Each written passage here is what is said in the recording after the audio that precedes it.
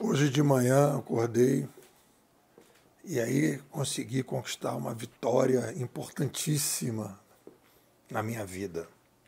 Resolvi o problema do embaralhamento, porque aqui em Teresópolis eu tenho lençol, manta e cobertor.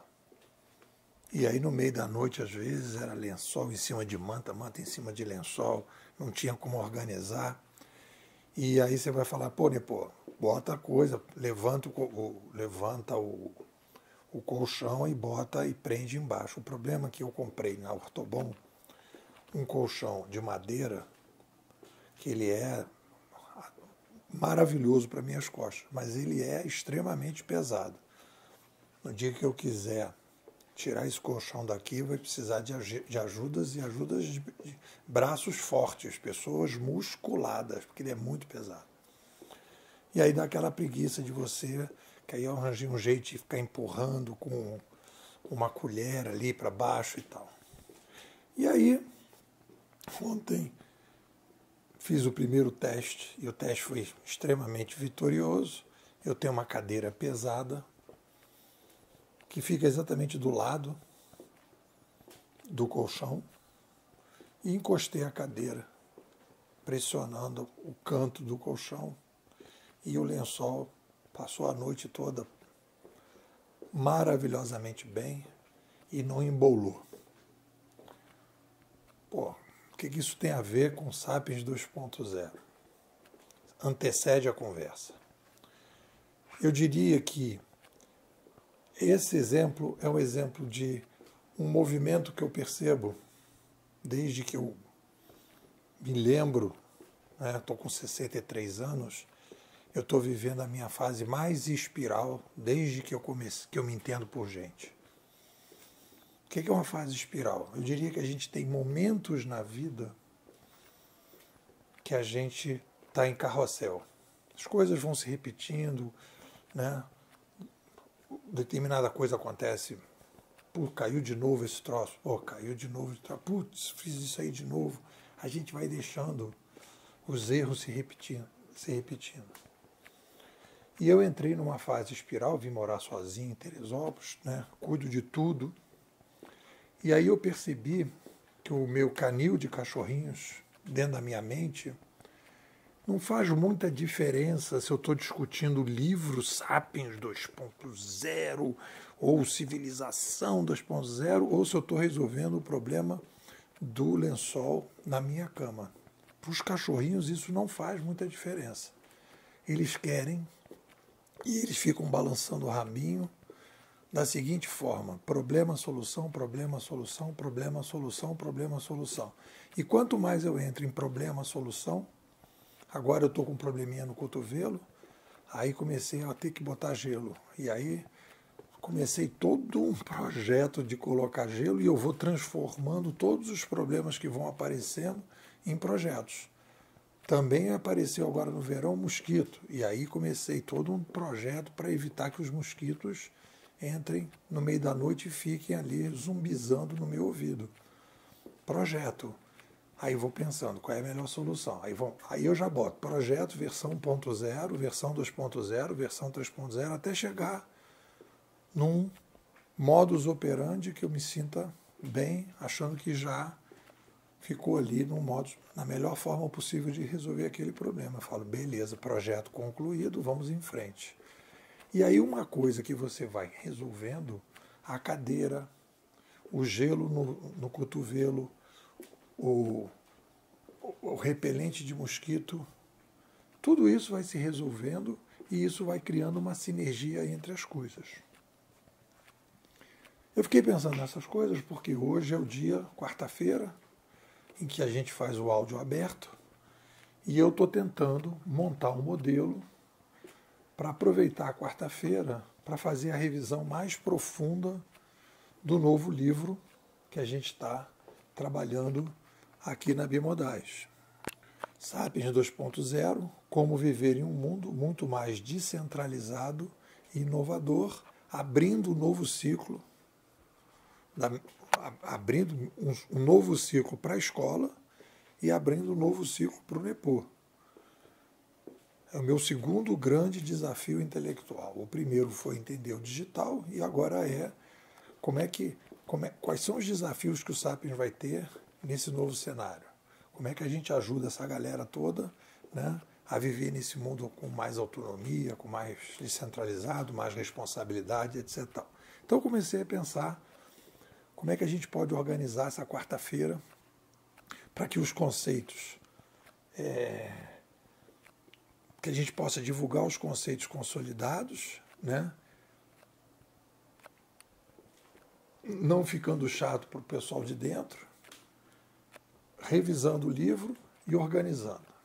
Então a gente vai falar, e na quarta-feira que vem a gente vai entrar numa outra etapa do livro, já marquei.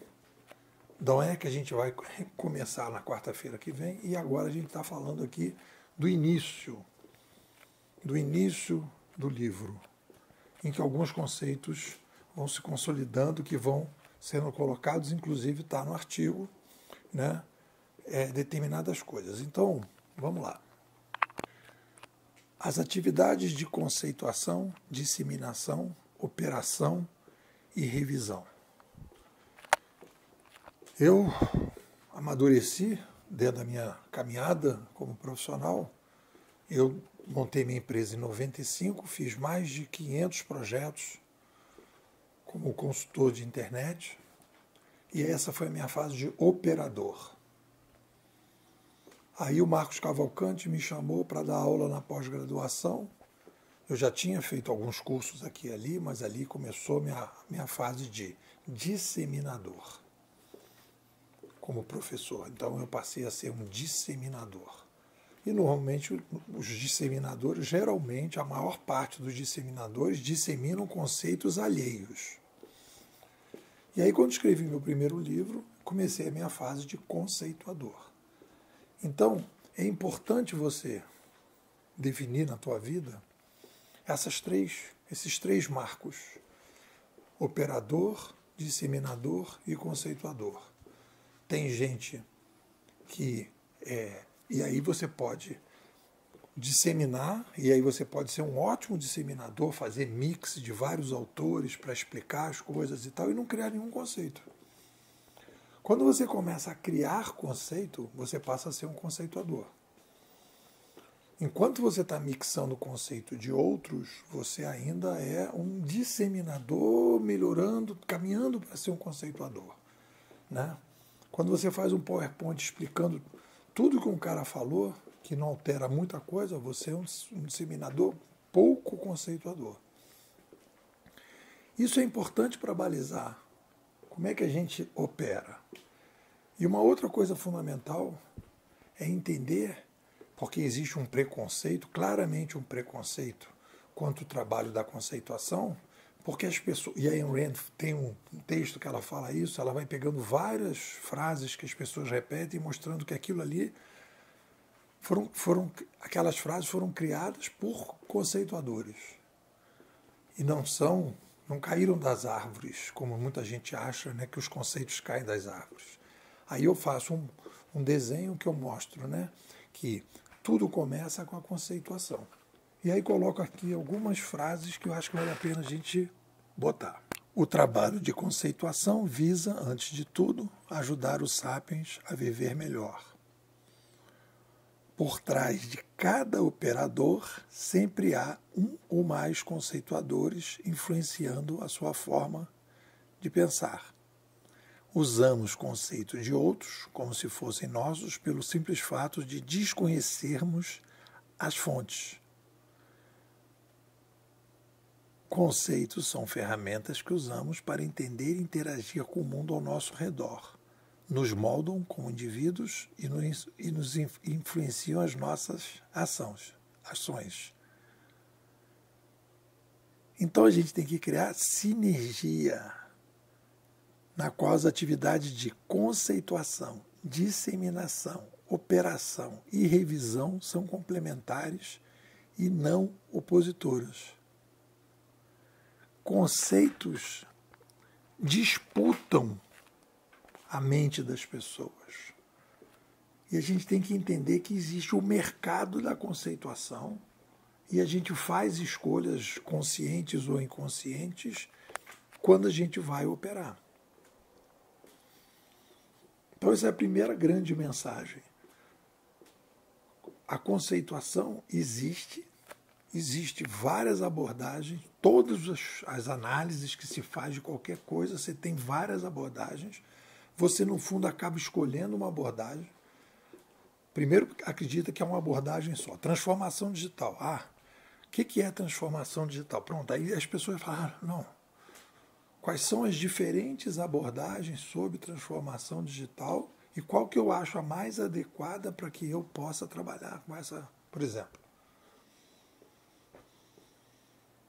E aí, então, a partir daí, a gente faz essa disseminação. Então, esse é a primeira grande mensagem importante do livro. Aí eu mostro a importância da certeza provisória razoável. A galera os bimodais que estão hoje dentro da escola, porque existem os bimodais que recebem os artigos que estão fora, os bimodais já aderiram, já entendem esse processo da certeza provisória razoável, que é uma síntese do que diz o Popper, o que diz o Glaser, né? Tem até uma frase do Glaser que eu botei aqui no livro hoje. O mapa do que chamamos de realidade é um mosaico de ideias em constante mutação. E aí eu fiz o que eu chamo de ética do conhecimento, que a gente usa, que é a certeza provisória razoável. Quem está mais ambientado aqui já conhece, né? Porque qual é a contraposição que a gente faz? Aquele papinho do Sócrates, sei que nada sei. Aí parece que o conhecimento não é uma ferramenta de tomada de decisões. Sei que nada sei. Tá aí, como é que você vai decidir se você não sabe nada? Para você viver, você precisa decidir. E para decidir, você precisa conhecer. Então, você precisa, para decidir e conhecer, você precisa sair do sei que nada sei. Eu sei alguma coisa porque eu tenho que decidir. Então, você tem que ter uma certeza. Aí você fala, então eu tenho a certeza. Mas aí, se você coloca a certeza na tomada de decisão, uma certeza absoluta, aí você se ferra. Então, está bem alinhado, né, com toda essa conversa aí de design thinking, lean startup, tudo. A certeza provisória é uma síntese de tudo isso. Eu tenho certeza porque eu preciso decidir. Sei que é provisória. E no momento que eu me der mal, ou no momento que vier um fato diferente ou um argumento diferente, eu mudo. A partir de argumentos ou fatos razoáveis. Aí eu, então, explico a importância da certeza provisória razoável para esse novo projeto que é entender o Sapiens 2.0. Aí, então, eu entro na conversa sobre o segundo desafio intelectual, meu segundo desafio intelectual, o segundo desafio da Bimodais, que é a gente entender o Sapiens 2.0. Aí eu faço uma análise, né, do quanto a gente aprendeu com o primeiro desafio, que foram 17 anos, e agora a gente começando a trabalhar esse segundo desafio, já incorporando a produção do livro como o epicentro da escola, e não como foi no passado, que a gente fazia coisas na escola. Eu vejo bem isso com o meu blog, né? Meu blog tem 15 anos. Então eu escrevia no blog e tal, e aquilo não se consolidava, aquilo não virava coisas concretas. E agora não. Tudo vira alguma coisa que vai se repercutir. Então eu ganhei em produtividade. Então eu vou mostrando que esse segundo desafio já é um NEPO mais maduro em termos de conceituação. Falo da importância de pensar os capítulos do livro como se fosse um curso. Falei isso semana passada. É como se o livro fosse já uma apostila para as pessoas poderem ler, já pensar dessa maneira. E aí, quando você fala em capítulos, eu percebi isso claramente no Civilização 2.0, o livro ganha um diferencial importante quando você consegue organizar os capítulos. E aí qual é a base para organizar esses capítulos? Aí eu vou usar uma outra ferramenta que a escola trabalha, que antigamente chamava edifício do pensamento, eu chamo hoje de edifício dos fenômenos. Isso vale para qualquer fenômeno que você quiser estudar, qualquer um. Você tem que primeiro procurar a essência para definir claramente que tipo de fenômeno você está trabalhando, como foi o caso do digital, revolução de mídia, não revolução de conhecimento, não revolução da informação, não revolução industrial. Revolução de mídia. Vamos para as recorrências históricas, aí fomos para os canadenses. Esse é o papel da essenciologia. E aí você faz a comparação do que é qualitativamente novo e quantitativamente novo. Isso tem a ver com o papo com Borella que a gente está levando aí numa mentoria bem bacana. E aí então a gente organiza a essência, depois os padrões. Beleza, já vimos as recorrências, já definimos o fenômeno e vamos procurar os padrões dos fenômenos. Como é que as coisas funcionam, o que causa, qual é a consequência, qual é o detonamento do processo, e aí a gente depois entra nos métodos. O que eu faço para me relacionar melhor com aquele fenômeno? E depois a revisão. Aí com essa estrutura, eu organizo a minha cabeça, eu organizo o estudo de qualquer fenômeno e organizo os capítulos do livro. Então está tudo organizado dessa maneira. E aí, como novidade, aí já não é de hoje, mas dessa semana, né, eu já dividi os capítulos e aí eu incluí mais um capítulo, que é o capítulo 6, que é Inovação Pessoal para Disruptores 2.0. Então, como é que a gente vai organizar essa brincadeira? Eu vou falar do que é o que não é inovação, os padrões da inovação, no geral e principalmente na pessoal, que é o que interessa, Sapiens 2.0, né? Entender a inovação pessoal no cenário atual, quais são as metodologias para ajudar as pessoas a ganhar essa autonomia necessária para lidar com isso tudo, né? Uma novidade também que eu incluí, que é o papo para os andos. Quem são os andos, Nipô? Doutorandos, mestrandos, pós-graduandos, pós-doutorandos, em que eu vou mostrar como é que a ciência da inovação se relaciona com ciência social, as outras ciências, etc, etc. Um papo mais de cozinha científico.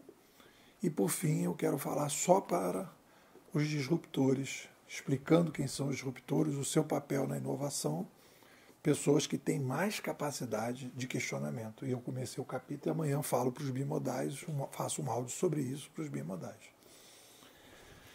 É um pouco por aí, galera. O que vocês me dizem? Quero te convidar para fazer parte da Bimodais, projeto inovador, como muita coisa que está acontecendo. A gente pratica a ciência 2.0, modelo crowdfunding, tudo online, tudo pelo WhatsApp, que é baseado naquelas escolas gregas, né, em que não existe currículo, não existe disciplinas. A gente aqui desenvolve pesquisas abertas, com a participação dos bimodais que estão dentro da escola, e a gente vai aprimorando esse processo. As pessoas vão se consolidando através de pílulas diárias. 18 minutos de áudio todos os dias, é o tempo que você tem que se dedicar, em que você tem benefícios profissionais e pessoais, ainda mais agora que a gente está discutindo Sapiens 2.0, né? E você também está, de alguma forma, contribuindo com o projeto para a pesquisa poder continuar. Porque se os bimodais não me apoiassem, eu não estaria fazendo o que eu estou fazendo. Eu teria que inventar uma outra coisa e perder meu tempo e dedicar meu tempo para outra coisa que não fosse esse tempo para produzir isso. E se eu não produzisse do jeito que a gente está produzindo, quem iria produzir isto que nós estamos produzindo? E aí tem a particularidade de cada conceituador que pode contribuir com esse processo. Então você vai ajudar nessa direção. Se você entrar agora, né, nesse período agora de outubro, você vai pagar só R$ 250 e vai ficar até o final de dezembro. Faz a experiência, se gostar, depois você renova e fica. Se não, beleza. Estou te convidando. O que você me diz?